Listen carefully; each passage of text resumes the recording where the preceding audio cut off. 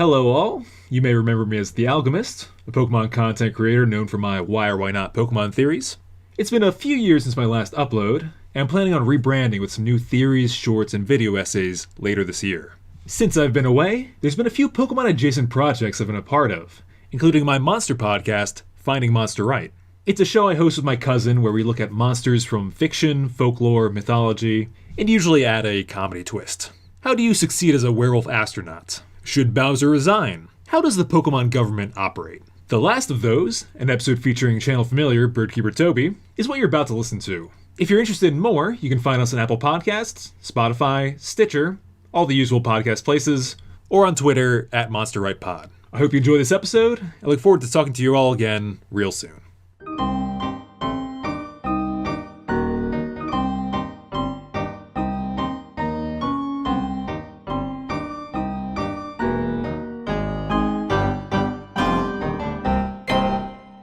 Prepare for trouble. Make it double. To protect the world from devastation. To unite all peoples within our nation. To denounce the evils of truth and love. To extend our reach to the stars above. Co-host Adam! Team Podcast starts off Finding Monster Right. The show about finding monsters, right? Toby, that's right. Wonderful. Wobbuffet. Good job, everybody. Flawless. Absolutely flawless. No problems. So, This is the show about monsters, and we're finally talking about the monsters, the pocket monsters, Pokemon. yes, this is something that Adam has an extensive background in, and one of the people from Adam's background. How does that... Huh. Yeah, like a LinkedIn reference. Yeah, a LinkedIn reference of Adam, the reigning king of PokeTube. Oh, It's our special guest for this episode, Birdkeeper Toby. thank you for having me, reigning king of YouTube. I'll take that. I'll tell you what. I mean, Adam would be if Adam stuck around. But you've not uploaded to your Pokemon channel in so long. I miss you, man. I know. Go off, king. I mean, yeah, no, I miss Adam's Pokemon videos also. Yeah. I am not subscribed to any PokeTubers now, except for Birdkeeper Toby, reigning king of PokeTube. I'll believe that. Thank you, Adam. Thank you, co-host, for having me on. I'm very, very excited.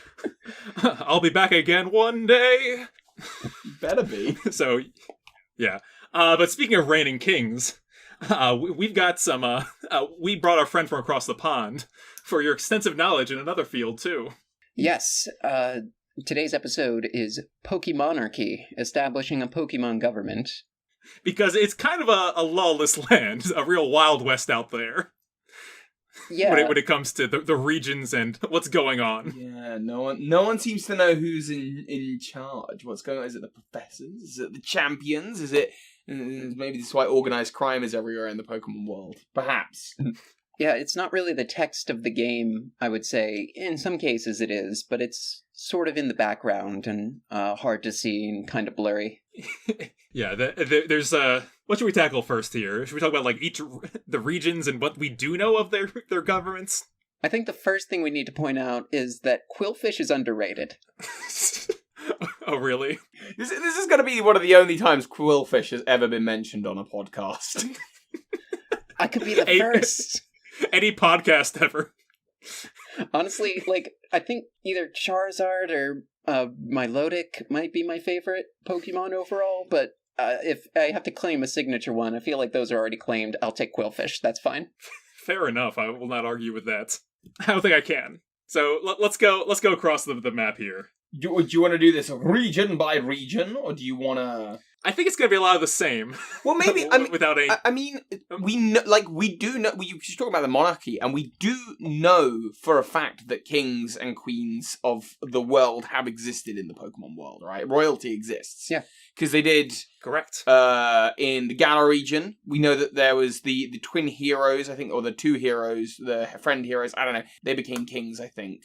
Or king rulers, and their castles seem to be like Hammerlock, and maybe the one in the Crown Tundra, and then obviously in like the Black and White backstory, there's twin hero, king, ancestry type people, despite the fact there's no modern day royalty in Unova. Yes, so it's a once upon a time thing. Yeah. Yeah, and like that is kind of the whole Team Plasma thing. Team Plasma uses monarchic titles? Monarchical. Yes, and that's part of the past of the Pokemon games. Unfortunately, I might say, I would kill for a medieval set Pokemon That'd be so cool. Oh. game. Yeah, just every time they've ever put armor on a Pokemon, like they had that that Scyther, armored Scyther from like some the newest series. It's called Scizor, Adam. It's been around for a No. while.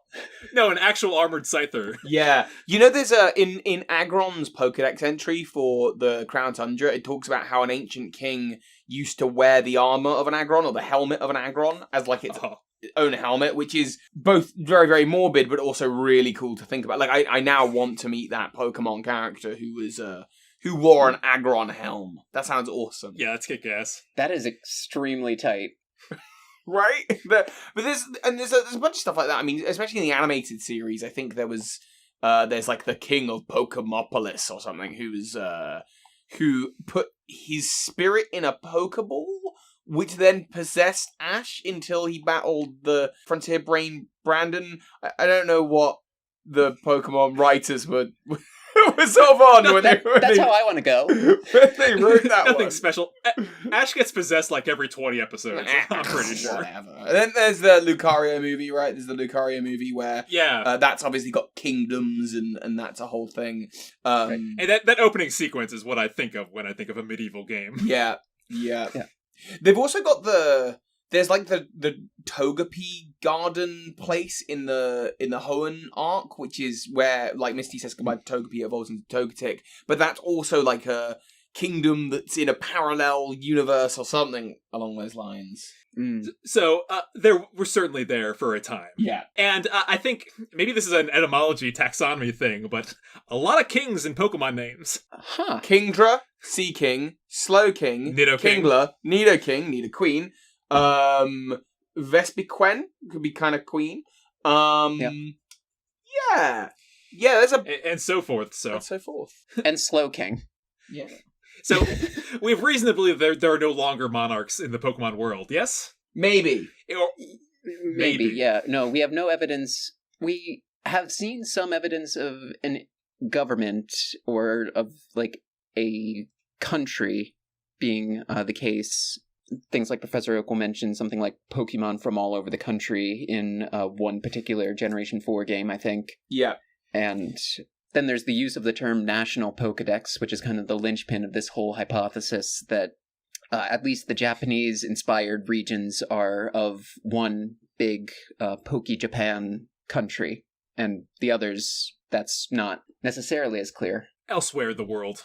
Yeah, there have been regions based on multiple different countries, as we all know, and different parts of the world. Me and Adam are from somewhere south of the Unova region. We have to catch the legendary Pokemon Rocky and a cheesesteak. Pokemon Rocky and Pokemon Cheesesteak coming to shelves 2021. Woo! 25th anniversary special! Yeah. What a way to go for 25th anniversary. They just completely check out. Yeah, it's Gritty and the Philly Fanatic. What do you want from us? Oh, yep. Like it's Yep, that's much better. Has Gritty made it across the pond? Gritty? Do you know about Gritty? Gritty, no. Oh my god. Oh my god. Okay, so just... you know Oscar the Grouch, right? Yeah. Imagine if he was orange and a full dude, and he played hockey. That's Gritty. Yeah, Gritty is the Philadelphia Flyers hockey mascot who was introduced a few years ago, and Oh, okay, alright. yeah, and at first everybody in Philadelphia was like, "What are they doing? This is weird." And then everybody on the internet was like, "What are they doing? This is weird." And then everybody from Philadelphia was like, "Hey, don't make fun of Gritty. He's ours." And then the team over at Game Freak went, "That's a Pokemon. Let's market it. Yep. Let's make it into a thing." Coming soon. Yeah, absolutely. The other important thing I think to point out about the Pokemon world is their region, at least, every region supports universal health care. Mm-hmm. Yeah. Is that you can bring a sick, injured Pokemon in and they get treated up, no problem, no cost to you 10-year-old. There's also, I don't know if there's anyone with, like, a significant illness that ever shows up in the Pokemon games proper. So I wonder if they have that same thing applying to people as well. Possibly. Well, would it be I'm thinking, of course, Jasmine's Ampharos. And how you have to quest to get some, I want to call it, like, was it Eastern medicine? That can't be. It's kind of that approach. That's problematic on the best of days. Watch it be like the super duper potion, and I look terrible. Well, it's some kind of specialty medicine. Yeah, I think there are some illnesses that with Pokemon centers, like, I did a video recently about sicknesses that Pokemon can get that are maybe not as simple as they've taken health damage, so that they need to heal. So they can get fevers, they can get colds, and that's really where that kind of I think he calls it the secret potion comes in. Correct. Yes. So it could be anything. I'm clean. Yeah, but I mean, the whole like Pokemon society is predicated on people who battle Pokemon. And that makes sense because if people have been warring side by side with Pokemon forever, and it's kind of a situation where Pokemon are everywhere, so the nation that has a region of youngsters that have really strong Pokemon that are well trained, you've kind of got the only way that peace can exist in this world is that there's a sort of mutually assured destruction in that, well, we'll set all of our trainers and their Pokemon on you, so don't set your Pokemon and all their trainers on me, and we'll all be hunky-dory and everyone will get on. So the whole economy, like, they're giving money to each other, there's Pokemon centers everywhere. Mm-hmm. That leads me to a very natural conclusion that, well, then the leaders of individual towns, gym leaders most likely, are probably pretty high up in that kind of hierarchical chain. Whether that's a monarchy, I've got some points on, but I don't want to hijack the whole podcast. No, absolutely. Let's keep going with this thought process. All right. I'm always I'm glad that you point out that they're often the leaders of a town, because one might read that otherwise as, oh no, they're just the glorified physical trainers. Well, I mean, that's it. It's less like it's less like, oh, it's like a physical gym like we'd have in our world. It's more like these places are communal centers where the Pokemon gym will, host this, that, and the other. And I mean, in Black and White, each gym is like a different thing of cultural importance. Like the Burbank City gym is a sort of dive bar, but then in I forgot what the town is, which has the normal gym, it's a library, and there's all these different things. But I made an observation in a video a little while ago, which was that all of the Kanto gym leaders are, in order to become a gym leader, it seems to be either familial or selected, like you're specifically chosen. So with Brock's family in the animated series, Brock has a huge family, and the only people we ever see run Pewter Gym are Brock, Brock's mum, Brock's dad, Brock's little brother, and it's within the family, right? With Misty, it's Misty or Misty's sisters in Cerulean City.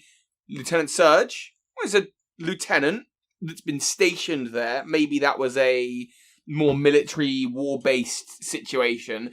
Erica, we don't know enough about. Koga, it seems to be like a ninja clan, specifically. With Sabrina Sabrina's like got a family in the show, and that maybe they ran the gym before, I don't know. Blaine and Dr. Fuji seem to be related, and they both seem to be very integral to the higher-ups of Cinnabar Island. So it seems that each town has maybe a family that either runs these things and passes it down, or they select someone new, or if they're overthrown, maybe in a military sense. And the reason I say choose someone new is with Giovanni. Giovanni, obviously. I was going to say, yeah, where does right. Where does that gym fall? Giovanni leads a family in italics. Right. Well, but that's the point, though. He runs that family, and maybe it would be the case that he would choose a Team Rocket underling, or maybe Silver should have inherited the gym, but ultimately, after Giovanni was kind of, oh, you're a criminal overlord, okay, they had to instill someone that they trusted in this position of power, and it had to be someone powerful, because the whole point is to train strong trainers. So in the show, we see that be, in the games, we see that be the brief champion, your rival, but in the show we actually see that be Agatha takes over the Viridian City Gym for a while. So again, we're just choosing people who we know are like tough enough, but also would be good to be in these positions of power. Like, it's not random, I don't think. I think people are chosen specifically. You can extend that to the other generations as well. You've got, like, Wallace is chosen by his mentor, Juan, to take over the Sutopolis City Gym. Liza and Tate are obviously related. They're twins. And there's, like, Flannery had a father in the series. I recall. Yeah. Rourke and Byron both run gyms in the Sinnoh region. Your Norman's child in the Hoenn Your region. Norman's, exactly. Right, so- You've got, That's a good point. and in fact, there's a theory about Norman being also Whitney's father, and that's a relationship, but that's a whole other theory. Because he's from Johto. Yeah, because he's from Johto, and Yeah. they're a normal gym, and so that's the whole thing. You've got Iris, while Iris isn't directly related to Drayden, she refers to him as Gramps, and so there's this idea that, like, maybe it's an adoptive type relationship, and so they both run that gym together. So that's everywhere. I'm fully hijacking this, though, because you got me started on Pokemon theories, though, so take it away, guys. This is why we brought in the king. This is what we signed up for. Oh, Yeah. Sweet. Well, yeah. So, there's my initial kind of food for thought, is that gyms... It seems to be run not on a international or even regional level, but maybe just in like we've got these people who are effectively mayors in each town, or kings of each town, kings of each gym, families of power, families of privilege, and that maybe there is a centralized thing with the league. I don't know.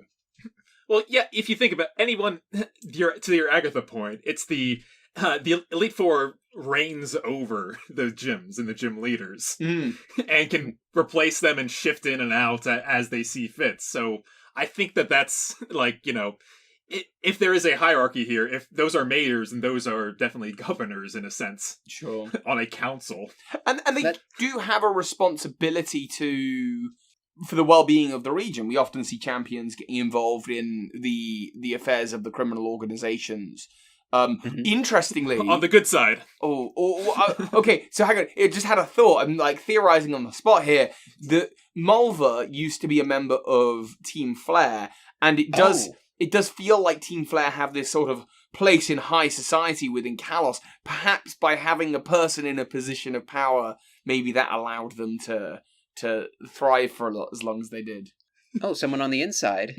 Because the other thing is, Team Flare's goals are so nebulous and weird that, like, they could pass as some kind of, like, oh, they're just a, like, weird fashion club or something. Like, they're just artists. Students. Like, we don't really care what they're doing. And they don't notice that they're accidentally turning Kalos Stonehenge into a giant crystal flower death weapon. Yeah. Crystal Flower Death Weapon, by the way, is the name of my second album. Great. It is a good point. It's a good reminder, though, of the Kalos Wars, is that this is a world that has been touched by war. Oh, yeah. Lieutenant, it's been so touched by war, there's even an American in it. Great. Surge. Yeah. Across the board, it's that a long history of conflicts and stuff like that. So again, cool thing to see in the future of Pokemon. Two regions that aren't at peace with each other.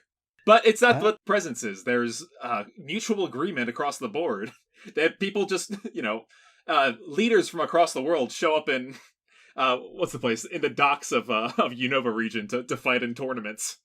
Yeah. Well, also, there's things like the international police and stuff. I'm pretty sure that even though, like, on a small scale, it's like gym leaders just kind of fall into this position of authority by virtue of being such strong trainers in kind of a might makes right sort of situation, and then the Elite Four are above them. But I don't think the Elite Four legislate. I don't think they, like, create laws, in a sense, or, like, pass policy. And, interesting point. There are police out there. Right. Yeah. That's worth mentioning. And who's in charge of them?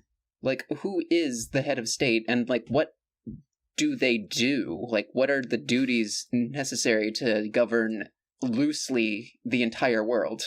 It must be that there are characters that are maybe behind the scenes, and in the same way that, like, in the animated series, you see towns that are, like, made up for the show and that there's all that stuff going on. Maybe there are characters like that. We've probably even seen some of them in the show, I can't recall. But maybe there are people like that. But from the point of view of a child or young teenager going on a Pokemon adventure, finding out about legislators and local government is just way too boring to even factor into something that character would perceive, and so we never see it on the Pokemon journey. So when you hear them talk about their like life, it's translated in your head to like, Michael Ferry is so cute. Yeah, you're right. All the weird NPC dialogue, like the. It's interesting you mentioned the World Tournament though, because I mean, in that respect, it's a military display, isn't it? It's sort of we're showing off this is what our best can do, and this is the character that all of our 10-year-old trainers have to be able to beat to pass the bar, to be able to be considered champions. And we've got 50 champions. How many champions does your region have? Well, if all of ours can beat this guy and your champion can't, beat our guy, then, well, don't mess with us. Yeah. Yeah, that kind of Olympic display. Yeah, this is what our best can do. And also everybody besides Cynthia is also here. Yeah, everyone else is here. That's right, actually, though. Cynthia is top tier. I'm curious about if there's any other. I'll speak for myself. I understand the ways of governments as in a very American sense. So I'm curious if there's a better, not a full democracy system, but a better word for what's going on with the Elite Four having power but not legislation. Okay, I think I actually have a solution. Maybe. And this is something I've heard described as a techocracy, which is the real people in charge, if I have to put my conspiracy hat on, are those that run the Devon Corporation and run Silphco. Oh, yeah. Because you think about it, every Pokemon war ever where Pokemon are getting hurt, and a society where trainers benefit from the repetitive injuring of their Pokemon, and their Pokemon get stronger as a result, so they evolve and they have further needs as they evolve, are the people producing Pokeballs, potions, running the Pokemon centers, and, living at the top of that. So I reckon that the president of Silphco and the president of Devon... He wasn't saying, here's a Master Ball, he was saying, here's a Medal of Honor for protecting your government. But that's it. I mean, they also have, they create, artists... Kurt, the greatest smiths, created Pokeballs, but they refined them and refined the process and created this process of using infinity energy to create technology. And, and they, at some point, they went, wow, we've made a Pokeball so good it can 100%. We shouldn't put this into the market because it will... Yes, exactly. It'll be too much. They really have a lot of control over... there's why wouldn't everyone want a Pokeball with a 100% catch rate? If they can produce them. Well, they would. Of course they would. So the powers that be say, no, we don't release this into the market. We only put it into the hand of our trusted scientists. And the only way you can get Master Balls in the game are lottery, trusted scientists, Pokemon professors, and evil team members who have stolen them for their nefarious deeds. There is actually no other way to get Master Balls. And so that says to me that, yes, the people in the position of power here have got to be those industries.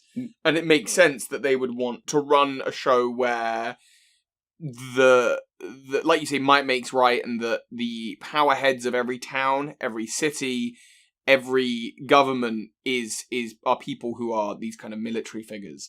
And that once they've chosen someone, like, say, Brock's family, that gym should really try and stay within that family as much as possible, because they've got a further degree of control. I kind of want to see the Game of Thrones, but good, of all these different families of trainers talking to each other. Mm-hmm. I want to watch that show.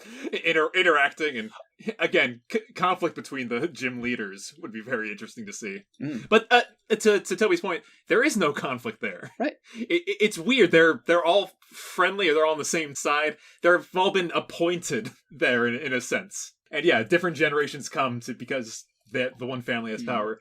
When you say techocracy, I immediately go thinking of cyberpunk worlds, high tech, low life. Well, I'm thinking about if basically we're talking about the world where like Jeff Bezos and Muskie Mark boy. Zuckerberg, they're the new leaders of the world, and they dictate policy and stuff, and maybe that's where it's all going down within Devon or within Silphco. I suspect the two branches are probably related, to be honest. Like maybe Devon is the technology side and Silphco is the more policy based side.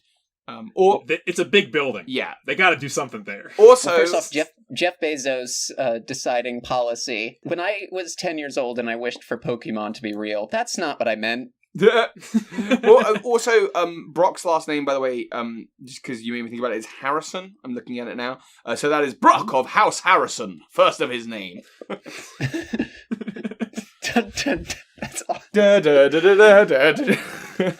I'm sorry for stumbling over that, but like I kept wanting to go like I wanted to make it work of like I want to be the very best like no one ever was, and like it doesn't fit, but I want it to. Brock of House Harrison, Sigil and Onyx. Words. Jenny, Nurse Jenny. No, wait, Officer Jenny. Don't turn on the sprinklers. Don't turn on the sprinklers. Exactly. That's it. Speaking of that technocracy cyberpunk world, I gotta point out the Detective Pikachu world that we inhabit. Oh, Right? Very much in that same exact vibe. It's true. That's true. So who now? It's Bill Nighy. Is the sort of is he like the governor or the mayor? I believe he's the mayor, Right. and he wants to be more. He does. He wants to be Mewtwo. Right. don't we all? Spoiler. Man, after seeing that movie, I feel bad for anyone that walked into that movie and didn't know what Pokemon was, because knowing what Pokemon is, I was still like, I'm like, this isn't what it's about at all. Right. This, like, it sends the wrong message. Yeah. I think what maybe happened if we look at the history of Pokemon and you see all of these ancient regions and there's a really great example, right? You got the twin kings, the twin heroes. One chooses truth, one chooses ideals, one chooses Reshiram, one chooses Zekrom. And in the Unova region, there are two castles. There's the Abyssal Ruins, which are the underwater ones on the east side of the region. On the west side of the region, there's the Desert Ruins, which are underground. And so you got these two kingdoms, two leaders, two dragons, and they supposedly went to war. And now their castles are under the sea and under the desert floor, which kind of implies that monarchies just don't work out in Pokemon. Rulers of entire regions, especially when they've got differing of opinions, with legendary Pokemon at their back, to justify their worthiness, clearly doesn't work. And that's how you end up with wars 3,000 years ago that span across multiple regions that cause big energy beams of destruction. So at some point, somebody said, hey, we have to be smarter about this. And rather than create big beams of energy, let's use that infinity energy to create technology that will allow us to better control Pokemon. So we're not just throwing them out there with armor and spear and stuff, but we can control them, we can heal them, and then we can start establishing these gym bases. I think to me that makes the most sense. Yes. But I also think it's not necessarily nefarious. Like, it's to stop war, which is great. Mm-hmm. There's a prospering of technology, which is wonderful. Yes, they decide ultimately who are the elitist families and who are not, and that's, obviously horribly shady. But it is all, in the long run, and this is where the international police come into it, maybe who they work for. The international police, very interested in snuffing out any evil organizations before they rise up, but also interested in this counter... They're doing a bad job, I gotta say. Huh? There's at least one... They're doing a bad job. There's like one in every region. They're doing a terrible job. But they're also... Looker appears in all of these regions where evil organizations rise up. Except for the Galar region, which interestingly enough might be because Chairman Rose is the person running the league. It's almost like he was part of this big organization, but he went rogue and did his own thing, so they couldn't get anyone out to respond to that. But the other thing that the international police deal with are the countermeasures against the Ultra Beasts. And we always see in these organizations, these technical organizations, the Aether Foundation, the Galactic Headquarters, Silphco, we see technologies that are like the whole Porygon line, the whole thing is cyberspace, then deep space with Porygon 2. Algamist, I think this is one of your Pokemon theories, right? And then Porygon Z with is like for alternate dimension fighting, and the whole idea is to stop this invasion of Ultra Beasts and stuff. And so they are pulling the strings, but they are doing it all with the planet's best interest in mind. Yeah, correct. Once those kind of external otherworldly threats have appeared, having I guess, kind of like an Independence Day, we're all on the same side together, approach makes a lot of sense. Maybe was the turning point. Yeah, it seems like this governmental structure is more of a federal sort of system than a unitary system. Something I thought to mention, because when we talked about like monarchies being snuffed out, I was curious that like in the I understand like from a game developer reason, but I'm curious why theocracy was never on the table or on display in the Pokemon world. Oh. Because there's a lot of, I guess there's Pokemon with the powers of gods. Yeah. Walking among regions, doing wonderful deeds, and there's I think one church in any region that we've seen, the foreign building in Sinnoh. There's a church, and there's also a building in Lavender Town that I believe looks like a mosque. I suppose the idea, because Pokemon they're not animals, they're magical creatures, and that's animals exist in the world of Pokemon. These are magical creatures, and that's a separate thing. And, there are myths about, obviously, Arceus, Dialga, and Palkia and whatever, but it's not like the real world where it's like, oh, there's this god, that god, this god, that god, and all these different religious texts, and a lot of ambiguity about, where you want to hedge your bets or whatever. That's out the window when a 10-year-old's walking around with the guy that made all the continents in his pocket. Right. With Pokemon, it's sort of a more clear-cut, there is this mythical Pokemon that sort of created a bunch of different things. And so maybe, I don't know, maybe maybe you don't end up with a theocracy because at that point, it's just science. There's just evidence that right there, that Pokemon, that did it. And we can see it, and we know it's there, and everyone's on the same page. There's no debate about it, or there's no ambiguity about it, or which interpretation. It's that one, the Arceus, right there. Yeah. And so, here's the thing. Do Arceus and the Ultra Beasts share some kind of common ancestry? Are they sort of the same thing? Because looking at like some of the Gen 4 legendaries, they are more like dramatic and sort of spacey looking than most normal Pokemon in kind of a similar way, I would say, to the Ultra Beasts, which they're not classified that way because they predate them, but... according to the Birdkeeper Toby Pokemon family tree on my wall that I'm looking at right here, the Ultra Beasts are unconnected. Oh, okay. So the Ultra Beasts, because it's like Arceus is the god of this dimension, or the thing is Arceus isn't the god of this dimension. It's the husk that's kind of left over after it was a god, when it had all of this infinity energy and life energy, that it then split a little bit into Dialga and a little bit into Palkia, and then the Lake Trio. And in my mind, it's from them comes Mew, and then from Mew comes everything else biologically. But so Arceus isn't.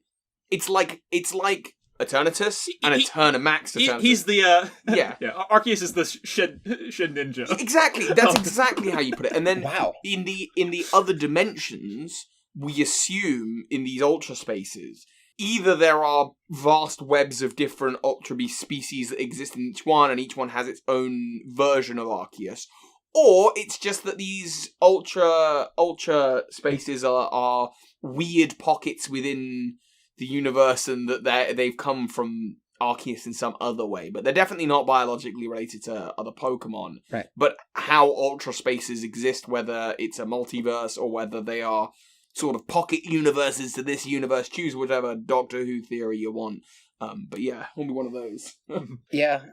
Well, it seems like either way you slice it, the point of this government is largely to defend against extra-dimensional threats or things that originate from outside of this current dimension. And that's why they kind of create this sort of warrior culture of Pokemon trainers and masters. That's it. Yeah, isn't that a thing in I guess Omega Ruby and Alpha Sapphire? It's kind of like the space race is inspired by fighting like Deoxys. And yeah, I mean, Wow. even right there, like, the Pokemon government are comfortable letting 10, 11-year-olds deal with these world threats because that's what they've been trained to do. In many ways, it's a utopia, right? But depending on where you're sitting, a utopia could be a dystopia, so I'd be interested to see those Pokemon stories, but I think they've all been framed as utopia. We live with Pokemon and it's great kind of world, but maybe that's from the perspective of people who have been brainwashed.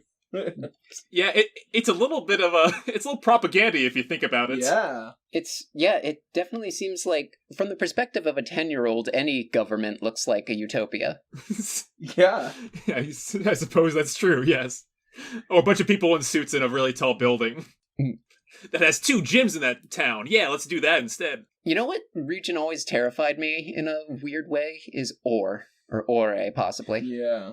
Yes. A region that where truly the criminal syndicates rule. Yeah, and also the lack of, like, life and wild Pokemon. They start to come back after Colosseum and into XD, showing kind of like nature's healing, we were the virus, etc.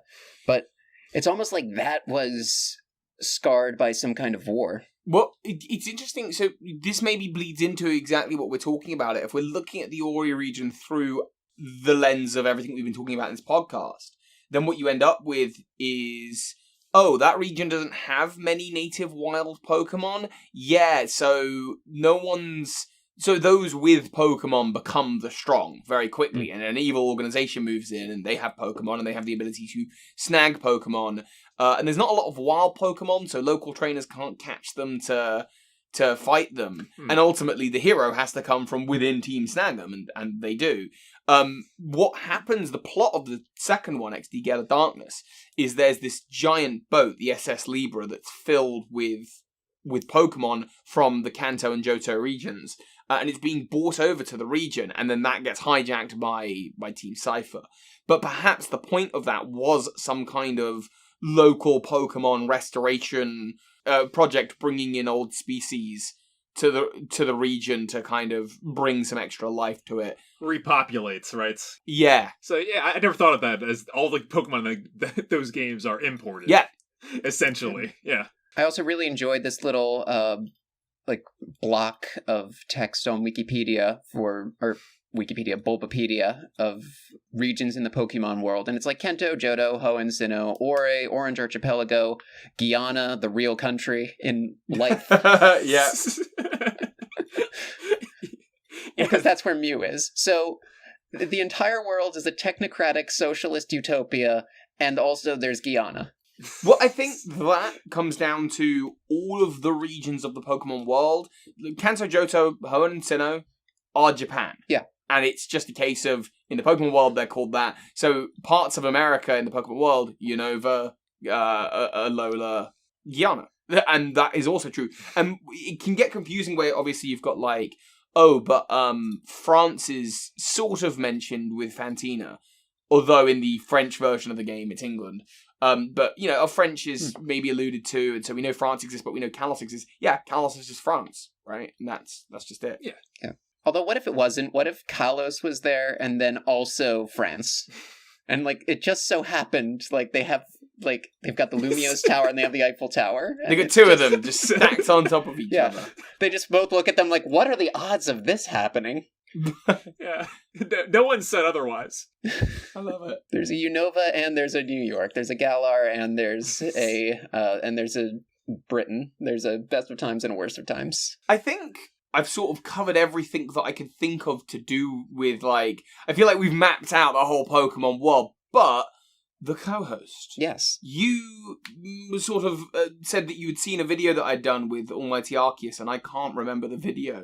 Was there anything in that you were like, oh, you mentioned that, Toby. Bring it up. Well, there was the, oh gosh, no, I forget. I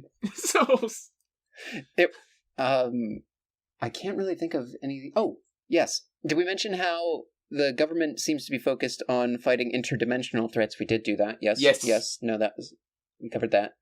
Well, It's possible I've just parroted back the theory I did with Almighty Arceus, not remembering that I did that theory with Almighty Arceus. That does happen. well, here's my question. Okay. I want to be in charge of the Pokemon world. How do I do that? You... See, it's hard now, because now the people are in power. How do I lie, cheat, and steal my way into the Poke presidency or the Pokemonarchy? You need to start as a temp at Silphco and work your way up the ladder. You know, break... Way too slow. Way too slow. You gotta be a grunt in a criminal organization. Ooh. Because the thing is, if Giovanni had succeeded, right? Let's say Giovanni had got Mewtwo. Yeah.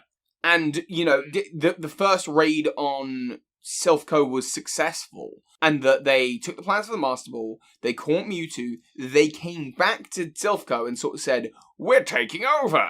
And then they kind of went, right, now let's get some agents with Mewtwo and the Master Ball out to the Hoenn region, and we'll take over Devon, and then, you know, we'll go and do the Eighth of Paradise.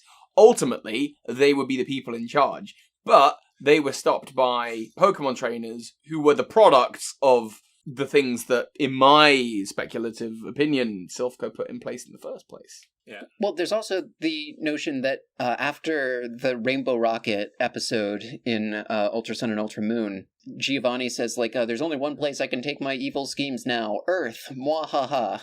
And then he showed up in Pokemon Go, and I personally beat him and caught Shadow Mewtwo. Yeah. So what I'm saying is, why am I not already in charge? You know, it's interesting. Yeah. In the manga, that we see that, like, Team Rocket has their claws even more into it because they've, like, Sabrina, Lieutenant Surge, Blaine, and Giovanni are all Rocket in the manga. So, like, they've got more people in their pocket. My solution, which is very tangential, that yes, you have to claim power from Giovanni, and the easiest thing to do in the world, you join a criminal organization. The grunts are all as long as you know the basics of Pokemon battling, which I think anyone that's played a game does, you can easily become an elite.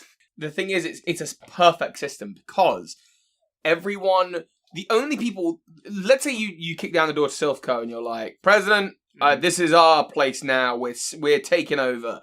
And then the president goes, all right, I'm just going to call my buddy Lance. You might have heard of him.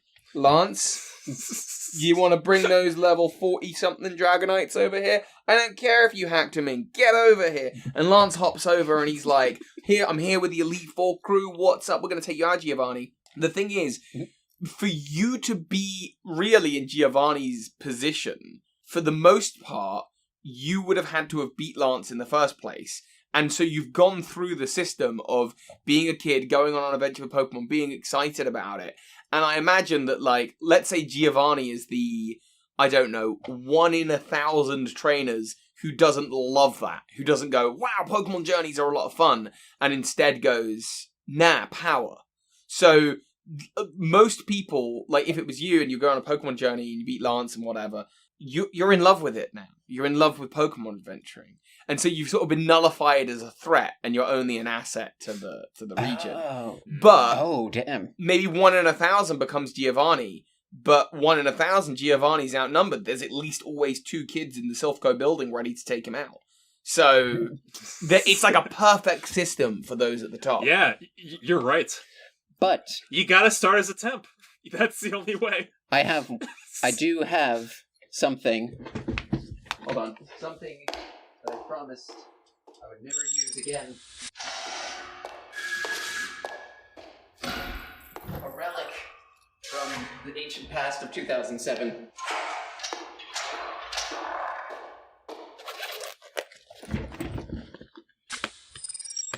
Hello again, old friends. What is this? My Nintendo DS Action Replay. Dun, dun, dun! Oh, there you go. I am rewriting your reality.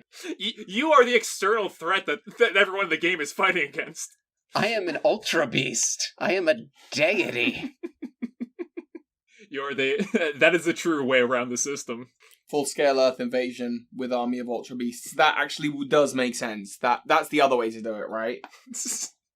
Yeah. Because that's the only credible threat against them, is that, like, okay, we've got, you know, Pokeballs that can catch everything, and we've got, all these things. But Guzzlord is an actual concern. Guzzlord is like, that thing will mess up your reality.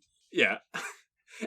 Also, I would like to say I think that the Pokemon world's definitely on a house of cards because some world-ending event happens every other year. Yeah. For them. So it's only a matter of time, certainly, when they have a Breath of the Wild style calamity. It's only a matter of time before I show up with my 999 max potions and max revives and clean up house. I will raise all of my guys' IVs, and I will take out every single Ultra Beast with a Rattata with a Focus Sash and Endure and Quick Attack. I guess the point is like to get the technology so good that when the apocalyptic event happens, you can save everyone or still stay in charge. Because then you look at the two realities that we've seen that have been destroyed are the Ultra Megalopolis, in which the technology is so good that even in a world without a sun, people seem to exist, which is nuts. And then that is crazy. Which is that, I mean, that's a lot of technology to have, and they've got like a whole metropolis, right? And then you've got the Guzzlord world, and in Guzzlord world, the guy who's like there with Mr. Guzzlord is like, yeah, we evacuated everyone to other dimensions. I'm like, oh, okay, that because the technology was that good that they could just do that. It's the same message of all the Pokemon games of teamwork. Yeah. When you're all on the same side and work together, you too can save a reality. You too can control the means of production, and thus the populace. Yeah, no, this was a good moral. Maybe I don't have to become a god. Well, I think that's kind of all that there is to be said. Toby, where can people find you on the internet? Where's the tall grass where you can be found? I am Birdkeeper Toby on everything. I love that, the tall grass. I am Birdkeeper Toby on absolutely everything, but my number one thing I'm trying to grow right now is TikTok, and I'm doing horribly cringy stuff over there. So I'm posting a little mini theory over there every day, 30 seconds or less. So yeah, that's the main thing right now. Excellent. I wonder if we should take Pokemon to the final rating place. Oh, yes, you're right. Yeah, we have... Oh, there's segments on the show. I forgot. On occasions, when they apply. Yeah. When we don't have anything to talk about, we pull a ripcord, Toby, that is called a segment or such. And that's kind of how we use segments on here. But we always do... That's wild. Thank you.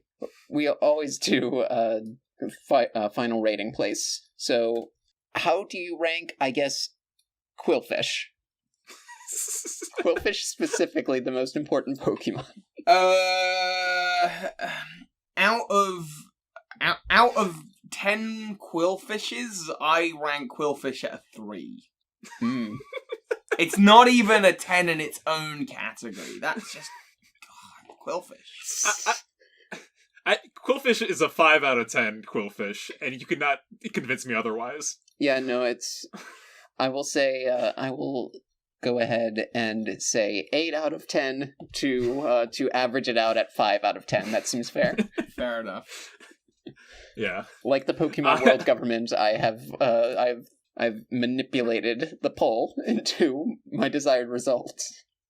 I would like to end with a quick game. One of our segments that we do almost every week, Toby, is a game where we take the monster and we decide if they are a therapist, therapy animal, or needs therapy. One of those 3 categories. Okay. And that was inspired by looking at the list of Pokemon, and you can do that with every Pokemon.